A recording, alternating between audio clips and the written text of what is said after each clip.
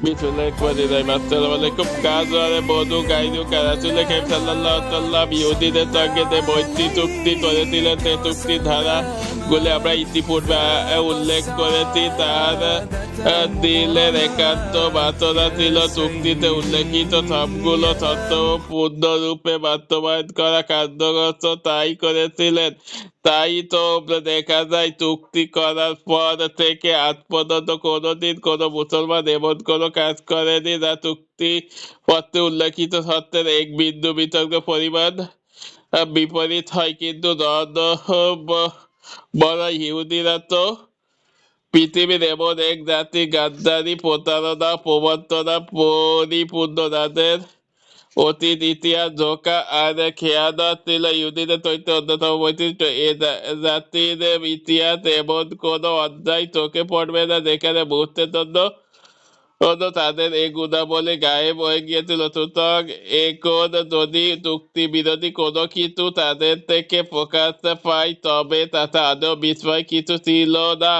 কবরে চলে যাওয়া বাপ দাদাদের স্বভাবের সঙ্গে বিশ্বাসঘাতকতা করার মতো জাতি ইহুদিরা ছিল না। তাই ইহুদি চরিত্রের এই বিস্ময়কর উত্তরাধিকারে তারা আর গাদ্দারির পথ ধরল। মুসলমানদের নিজেদের ভিতরে তারা অস্থিরতা, উদ্বেগ আর অনাত্মতা বীজ ছড়িয়ে দেওয়ার দৃঢ় প্রত্যয় জোর কদমে অগ্রসর হতে লাগলো। এর কিছু ইহুদিদের ষড়যন্ত্রের উদাহরণ ইবনে ইসাকে যেটা বলেন, একদিন আউস ও খাজরাজে মুসলমানরা এক বদলিতে বসে বিভিন্ন বিষয়ে কথাবার্তা বলছিলেন। এমন সময় ইহুদিদের এক বুড়ো শয়তান সাদ ইবনে কায়স তাদের কাছে গিয়ে গমন করলো। সে ছিল চরম ইসলাম বিদ্বেষী, ইসলাম ও মুসলমানদের প্রতি চরম হিংসুক আর সর্বদা তাদের অকল্যাণগামী। এক ইহুদি পেশাত্তা আয়ামে জাহেলিয়ার চরম শত্রুতা আর বিদ্বেষের আগুন ইসলামের বদলতে নিভে গিয়ে সেখানে যখন আউস ও খাজরাজে মুসলমানদের মাঝে ভ্রাতৃত্ব আর মিলনের অনির্বাণ প্রদীপ জ্বলে উঠল। এ দৃশ্য দেখেছে নিজেকে ঠিক রাখতে পারল না। চরম আক্রোশ তার ইচ্ছার, তার মুখ ও চোখ লাল হয়ে উঠল। সে বলল, বনু কাইলা নেতৃবৃন্দ আবার এক হতে শুরু করেছে। আল্লাহর কত বনু কায়সার নেতৃবৃন্দ যদি এক হয়ে যায় তবে তো মদীনায় আমাদের আর কিছুই রইল না। চাইতে তার সঙ্গে থাকা এক ইহুদি যুবককে ডেকে বলল, তুমি তাদের কাছে গিয়ে বসে পড়ো। এরপর তাদেরকে বুয়াদ যুদ্ধ আর আগেরকার অন্য দিনের কথা মনে করিয়ে দাও। তাদের সামনে এমন কিছু কবিতা আবৃত্তি করবে যা তারা ঘন ঘরে ঝুলি আলোচনা বোর্ড ঘুরে গেল। তারা বিবাদে লিপ্ত হয়ে পড়ল, পরস্পর একে অপরের উপর বড়াই করতে লাগলো। অতঃপর এমন অবস্থা উভয় করতে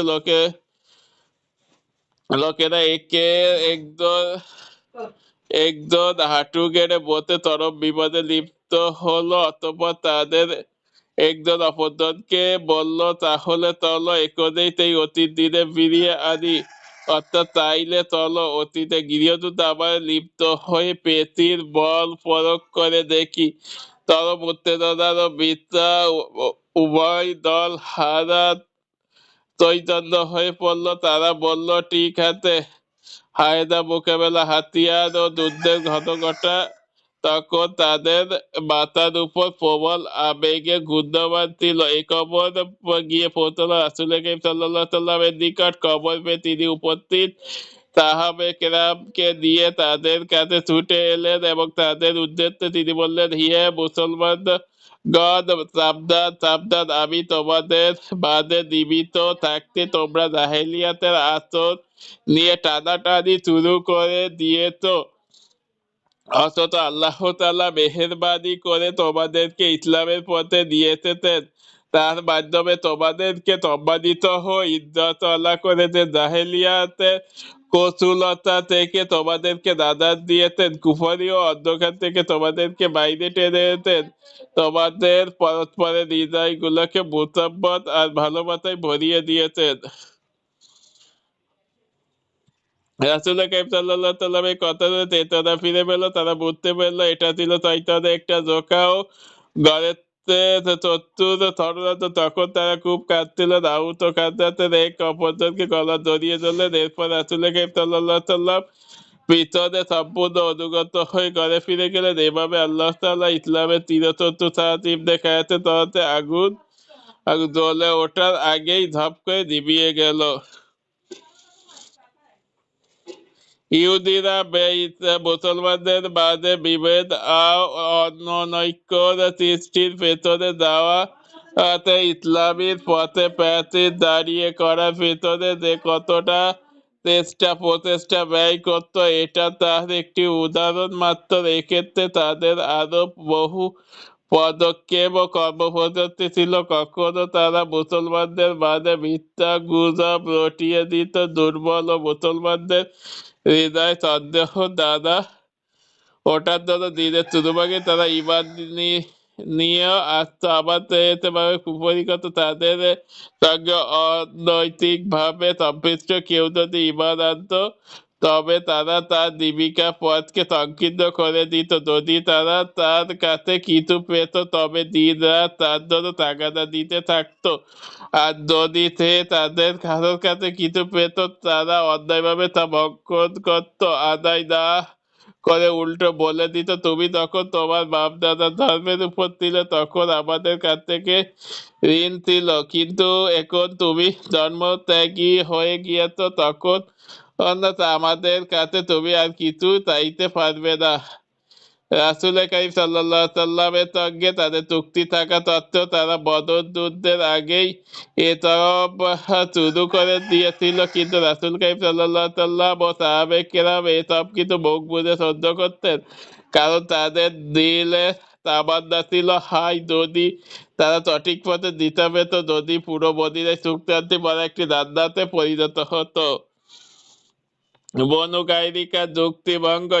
কিছু ইহুদি যখন দেখত যে বদর প্রান্তরে আল্লাহ তাআলা মুসলমানদের অবস্থানীয়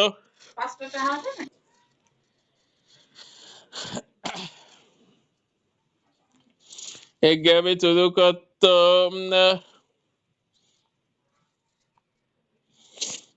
তলতাতড়ি এবং চুলে পোকাতে মুসলমানদের শত্রুতার অবতীর্ণ হলো। দিনের আলোতে খোলাখুলি তা মুসলমানদের তাকে ঘাটতে আমি শুরু করলো।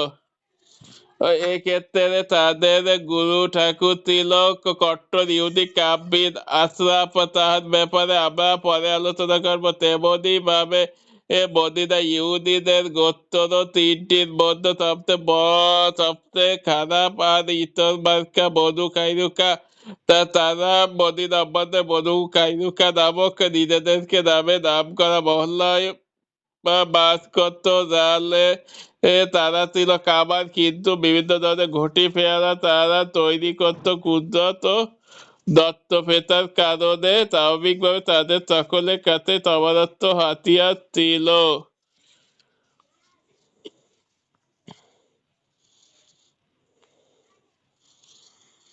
কাফেরদিগকে বলে দিন, খুব শীঘ্রই ইব্রাহিম তোমরা পরাভূত হবে এবং যোজকে তোমাদেরকে একত্রিত করা হবে, আর তাহা কতই না নিকৃষ্ট অবস্থা। নিশ্চয় ওই দুটো দলের মধ্যে তোমাদের মধ্যে নিরন্তর ছিল, তারা পরস্পরের মুখোমুখি হয়েছিল। একটি দল আল্লাহ যুদ্ধ করে আর অপর একটি দল ছিল কাফের দের শতককে তাদেরকে দ্বিগুণ দেখছিল, আর আল্লাহ তাকে ইচ্ছা দিলে তাহাদের শক্তি দান করে। নিশ্চয় এর মধ্যে উপদেশ হইতে সম্পৃষ্টদের জন্য। সূরা আল ইমরান 12-13 আয়াত।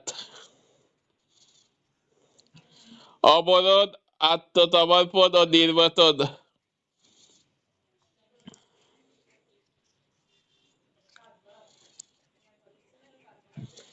এরপরে রাসূল কারীম সাল্লাল্লাহু সাল্লামের দৌড়ের বাদ একটি এর আগে ইবনে হিসাম ও আবু ও উদার থেকে বর্ণনা, একজন আরব রমণী কিছু পণ্য বিক্রির জন্য বনু কায়নিকার বাজারে যায়, অথবা সেগুলো বিক্রি করা হলে এক চন্দ্রকারের নিকট বসে।